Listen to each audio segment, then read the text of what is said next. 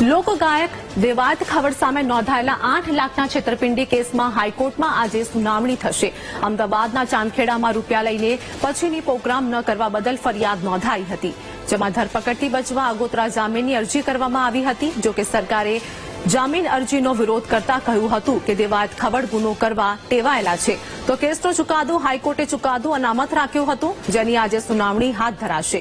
જો કે માત્ર અમદાવાદમાં જ નહીં, સાણંદના જુદા જુદા 4 પોલીસ મથકમાં દેવાયત ખવડ સામે ઠગાઈના કેસ નોંધાયેલા છે। ત્યારે પોતાનો બચાવ કરતા ખવડે કહ્યું હતું કે હું કલાકાર છું, ભાગી નથી જવાનો, કોર્ટની તમામ શરતોનું પાલન કરીશ।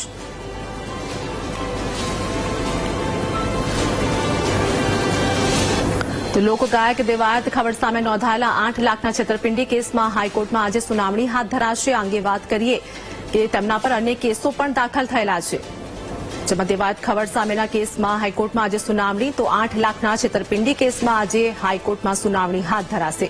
પૈસા લઈને પ્રોગ્રામ કર્યા નહીં તેવો તેમના પર આરોપ મૂકવામાં આવ્યો છે। સાણંદમાં પણ ખવડ સામે 4 કેસ નોંધાયેલા છે।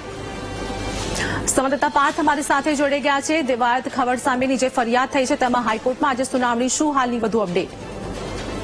જી, વાત કરવામાં આવે તો દેવાયત ખવડમાં જે આખી ઘટના થઈ હતી, ડાયરાનું બુકિંગ લીધું હતું, પરંતુ તે પોતે ત્યાં પહોંચ્યા ન હતા અને સાથી કલાકારો દ્વારા ડાયરો પૂરો કરી દેવામાં આવ્યો હતો અને પોતે બીજી જગ્યાએ ગયા હતા। આવી રીતે આ એક ફરિયાદ નોંધાઈ હતી સાણંદ ખાતે।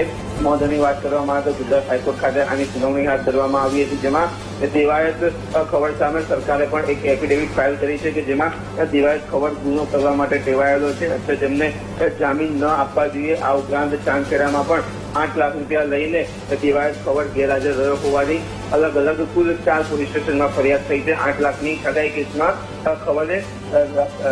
ખવડે જામીન પાછળની એક અરજી દાખલ કરી હતી, પરંતુ સરકારે પણ એક એફિડેવિટમાં જણાવ્યું હતું કે દેવાયત ખવડ આવો ગુનો કરવા માટે ટેવાયેલો છે, તેને કોઈ પણ પ્રકારે જામીન ન મળવા જોઈએ। જ્યારે બીજી તરફની વાત કરવામાં આવે તો દેવાયત ખવડે પણ અરજીમાં લખ્યું હતું કે હું એક કલાકાર છું, હું ક્યાંય ભાગી ના શકું, એટલે મને જામીન આપવા જોઈએ અને તમામ શરતોનું પાલન કરવા માટે હું તૈયાર છું।